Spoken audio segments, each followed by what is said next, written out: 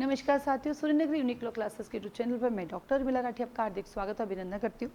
बात करें हमारे अगले केस की, ताजा हम लेके आए आपके सुब्रमण्य स्वामी वर्सेस यूनियन ऑफ इंडिया 2016। इस केस ने कहा कि सुब्रमण्य स्वामी ने एक पिटीशन लगाई थी। उन्होंने कहा कि अकॉर्डिंग टू आर्टिकल 19 कॉन्स्टिट्यूशन हम लोगों को बोलने का अधिकार है और हमें बोलने का अधिकार है तो हम कुछ भी बोल सकते। तो आप जो ये डिफेमेशन का है प्रोविजंस को हटा दिया जाए, क्योंकि हमें आलोचना करने का राइट दिया गया है। लेकिन अगर हम आर्टिकल 19 के right to speech and expression की बात करें तो हम बोले, लेकिन उस बोलने के लिए आपका माना नहीं आ जाता और हमें अंदर कर देते हैं। तो आप एक काम कीजिए, ये जो आईपीसी का जो 499 है इसको हटा दीजिए। अब जो हमारा नया लॉ आया है BNS, उसके अंदर दिया हुआ है 356 क्लोज 1 में और नहीं हटाया है। माना इस केस में हटाने के लिए, लेकिन नई वाली आज भी अपनी जो BNS आई है उसमें इसको बनाया।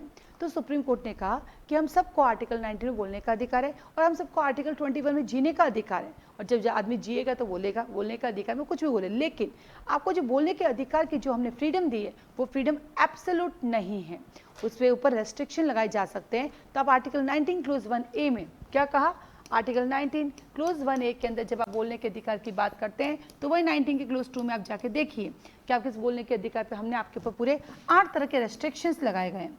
और ये 8 तरह के रेस्ट्रिक्शन किसने लगाया, कॉन्स्टिट्यूशन ने। और अगर आपकी बात उसके अंदर आती है तो आपको BNS अर्थात IPC के सेक्शन के तहत पनिश किया जाएगा।